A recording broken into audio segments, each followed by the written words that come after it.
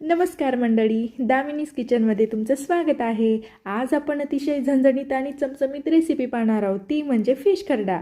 एरवी आपण मिरचीचा खरडा खातोच, पण आज आपण त्या शैलीत मासा बनवणार आहोत। आज ना येथे खूप कमी साहित्यात जादू होणार आहे।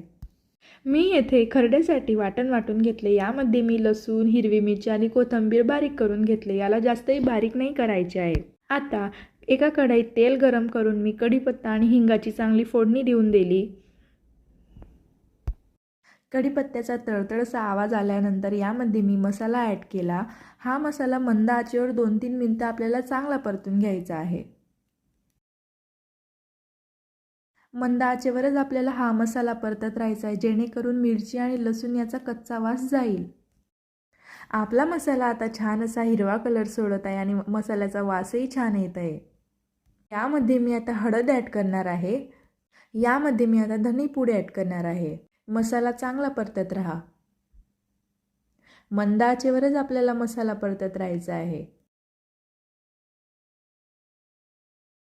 यामध्ये मी आता मीठ ॲड करणार आहे आणि मसाला परत चांगला एकदा परतून घेणार आहे। आपला खरडा शिजून तयार आहे। यामध्ये मी आता मासे ॲड करणार आहे। मी येथे छोट्या आकाराचे मासे घेतलेले आहे। तुम्ही येथे सुरमई, पॉपलेट किंवा बांगडा असेही मासे घेऊ शकता। आपल्या माशांना हिरवा मसाला कोटेड होईल असे चांगले परतून घ्या। मासे मसाल्यामध्ये किमान 5 मिनिटे तरी शिजू द्या। छोट्या माशांना शिजायला जास्त काही टाईम नाही लागत, तर 5 मिनिट मंद आचेवर आपले मासे चांगले शिजू द्या।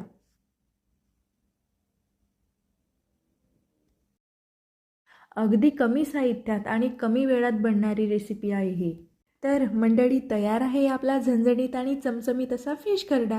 तुम्ही हा गरमागरम भाकरी, चपाती किंवा वरण भातासोबत खाऊ शकता। त्याला चव आणणारी ही रेसिपी नक्की ट्राय करा। माझ्या चॅनलला सबस्क्राईब करा।